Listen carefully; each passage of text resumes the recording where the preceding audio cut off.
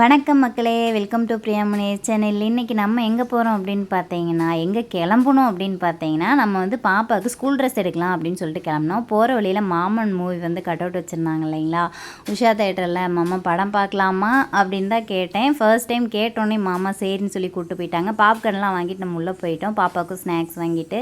கல்யாணம் ஆகி இவ்வளோ வருஷத்தில் இன்றைக்கி தான் ஃபர்ஸ்ட் டைம் கேட்டேன். மாமா சரின்னு சொல்லி கூட்டிகிட்டு போயிட்டாங்க. ரொம்பவுமே ஹாப்பியாக இருந்துச்சு. ஒரு பாப்கார்ன் தான் வாங்கிட்டு வந்திருந்தேன். எனக்கா வாங்கிட்டு வந்தேன், உனக்கு தானே வாங்கிட்டு வந்தேன் சண்டை போட்டு சாப்பிட்டு படத்தையும் முடிச்சுட்டு நம்ம வெளியே வந்துட்டோம்.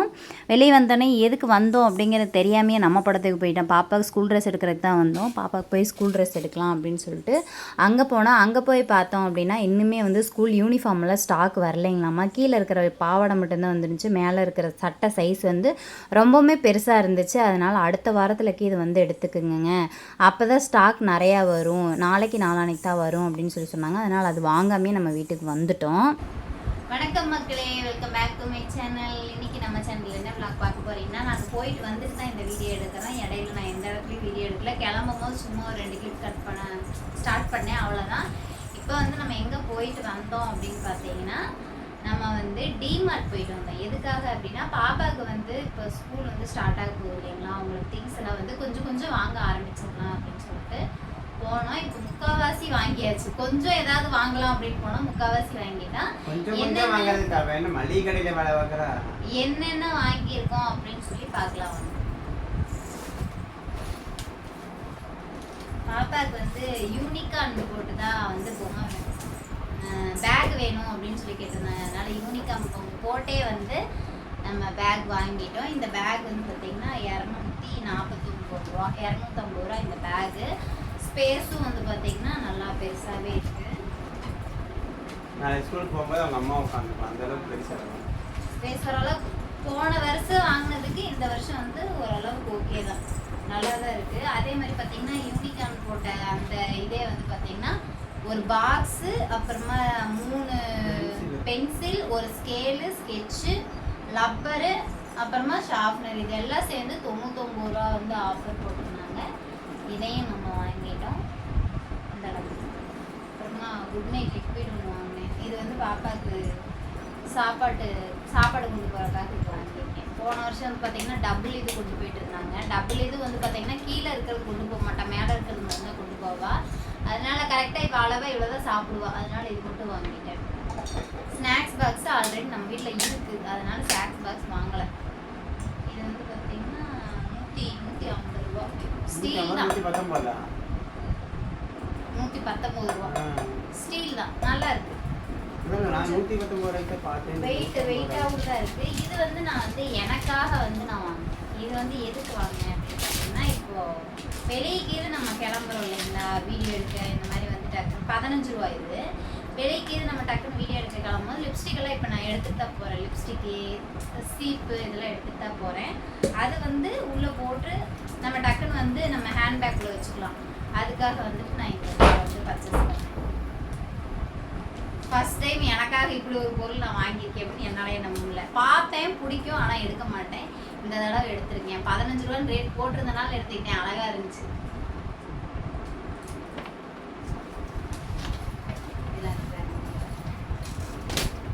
வேறு என்ன அப்படின்னு பார்த்தீங்கன்னா, கிளிப்பு வந்து 50 ரூபா அப்படின்னு சொல்லி போட்டிருந்தாங்க. கிளிப்பு வந்து வாங்கினேன்.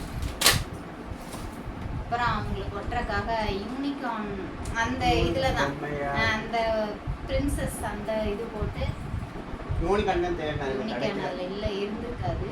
அதனால இது வாங்கியிருக்காங்க. ஒட்டுறக்கு 25 ரூபா அந்த ஸ்டிக்கர் லேபிள். அப்புறம் நோட்டு, என்ன நோட்டு அப்படின்னு பார்த்தீங்கன்னா 2 ரூல் 4 ரூல் கட்டம் போட்ட நோட்டெல்லாம் வேணும் இல்லைங்களா, அதனால வந்து ஒவ்வொன்றும் வாங்கிட்டோம். எல்லாத்துலேயும் ஒன்று இப்படியே வாங்கிட்டேன். ஸ்கூலில் கொடுப்பாங்க, ஸ்கூலில் கொடுப்பாங்க. அது பேஜஸ் வந்து கம்மியாக இருக்கும், அதனால வாங்கிட்டோம். அதோட கையோட வந்து நம்ம ரூல் பென்சில் ஒரு பாக்ஸும், லப்பர் வந்து இது ஃபோன் லப்பர். ஆமாம், இது எனக்கு வேணும் அப்படின்னு சொல்லிட்டு பாப்பா வந்து இது வாங்கியிருப்பாங்க. வாங்கி கொடுக்க மாட்டேங்கிறீங்க. அவ கேட்குறா, நீ எனக்கு நான் கேட்டது ஒன்றுமே வாங்கி தர மாட்டேற, இந்த லப்பராவது வாங்கி கொடு அப்படின்னு லப்பர் கையில் எடுத்தா. பட் ஆனால் பார்த்தீங்கன்னா இங்கே இருக்கிற முக்கால்வாசி பொருள் அந்த பிள்ளைக்கு தான் வாங்கியிருக்கு. நான் அவள் கேட்டது வாங்கி தரல அப்படின்னு சொல்லி அவங்களுக்கு வந்து கேட்டாங்க. அதனால சரி 29-30 ரூபா போட்டிருந்தாங்க. சரி லப்பர் தானே அப்படின்னு எடுத்துகிட்டு வந்தாச்சு.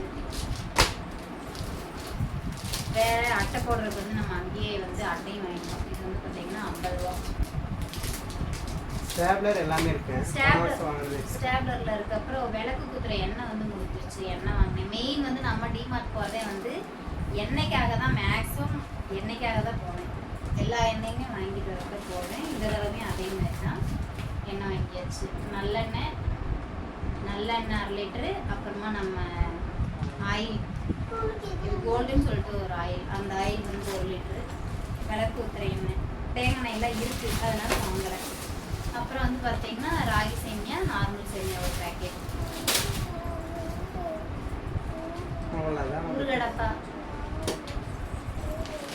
அப்புறம் அவ்வளோதான் முடிஞ்சு. இது வந்து பாஸ்மதி ரைஸ். நம்ம வந்து எப்போயாவது பிரியாணி செய்வோம். நான் போகிறப்ப ஒரு 2-3 டைம் போனேன் அப்படின்னா ஃபஸ்ட்டு ஒரு டைம் எடுத்து வச்சுக்கிட்டேன் அப்படின்னா முடிகிற வரைக்கும் இருக்கும்.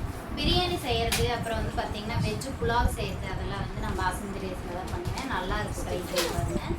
வெஜ்ஜு புலாவ், பிரியாணியை விட வெஜ்ஜு புலாவ் இதில் செஞ்சோம் அப்படின்னா, தேங்காய் பால் ஊற்றி செஞ்சோம் அப்படின்னா சூப்பராக இருக்கும். சிக்கன் கிரேவி வச்சு சாப்பிடணும், செம்மையாக இருக்கும். அதுக்காகவே மெயின் வாங்குவேன். மற்றபடி நம்ம வேறு ஒன்றும் வாங்கலை. இதுதான் வாங்கினேன். இப்போ தான் வீட்டுக்கும் வந்தோம். நம்ம போயிட்டு இப்போ தான் வீட்டுக்கும் வந்தோம். இதுலேயே இதுக்கு எவ்வளோ? 1600.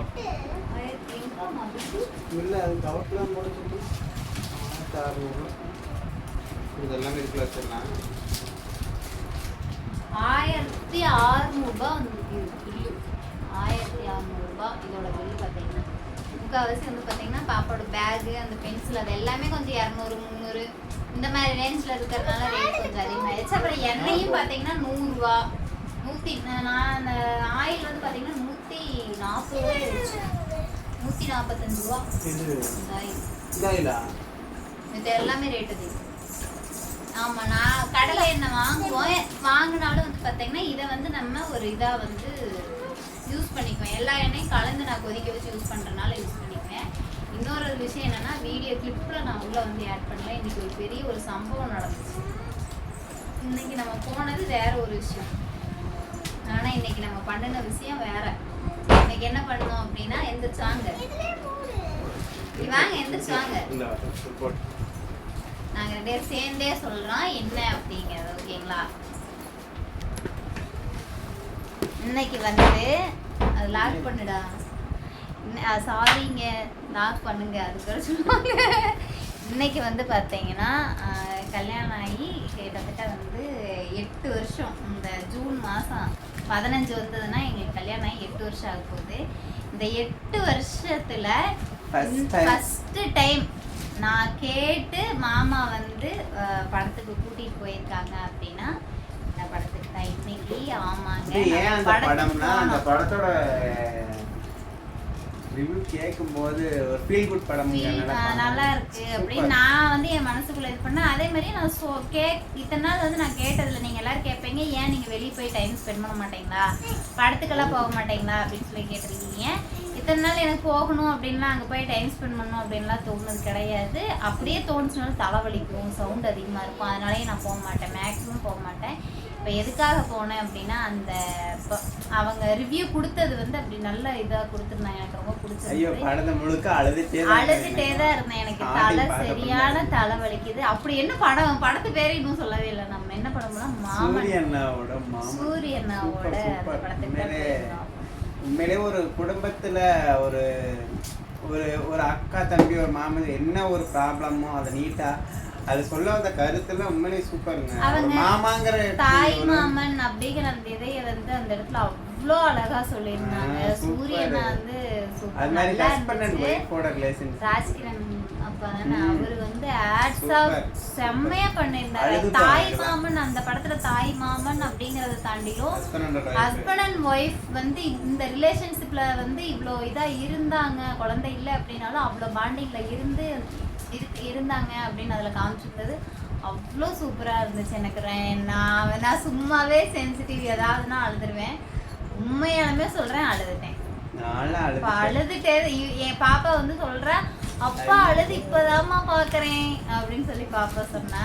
என்ன ரொம்ப எப்பவுமே வந்து ஒரு ஏன்னா அந்த படத்துல அந்த சூரி சொல்வார் டைலாக்கு, உங்க அக்கா கிட்ட மாமனுக்கு உன்னை கட்டி கொடுத்தாங்களா என்னை கொடுத்தாங்க விட்டாம ரைமிங் டைலாக் பேசுவாருங்க. அதெல்லாம் உண்மையிலேயே நடந்த ஒரு விஷயம். எனக்கெல்லாம் சத்தியமா எங்க அக்கா கல்யாணம் முடிச்சு கொஞ்ச நாள் எங்க அக்கா பையன் பிறந்த புதுசுலாம் பார்த்தா பசங்க 2 பேரும் அப்படியே தான்.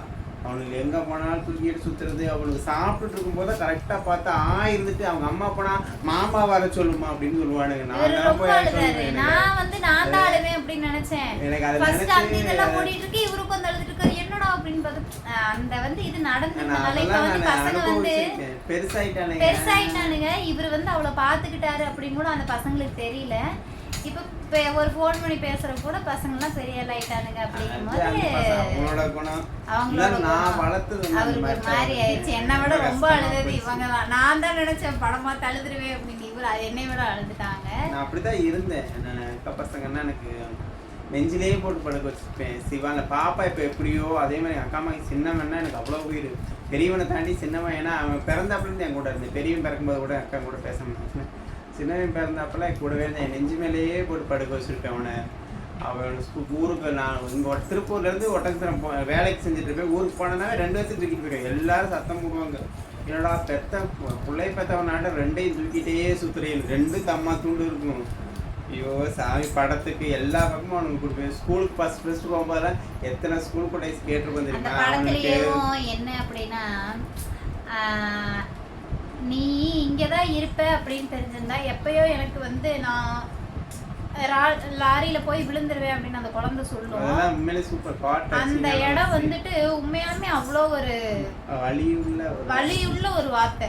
நீ எங்க இருப்பியோ அந்த இடத்துல தான் நான் இருப்பேன் அப்படின்னு அந்த குழந்தை சொல்லுச்சு தெரியுங்களா. அது வந்து யாரும் பார்க்கல அப்படின்னா கண்டிப்பா குடும்பத்தோட போய் பார்க்கலாம். எனக்கு ரொம்ப ரொம்ப பிடிச்சிருக்கு. இப்ப வரைக்கும் நான் எந்த படத்துக்கு போகணும்னு நான் நினைச்சதே இல்லை.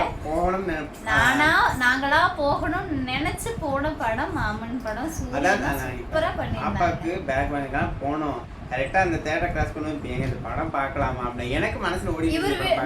இவர் பாட்டுக்கு வந்து விட்டுட்டாரு. நான் இப்ப அப்பவுமே சரியா வீடியோவே எடுக்கல. கரெக்டா உள்ள லைட்டா உள்ள போகல 2 கிளிப் தான் எடுத்திருப்பேன். அதுமே நான் உள்ள என்ன நான் உங்களுக்கு கடைசியில நான் அட்டாச் பண்றேன்.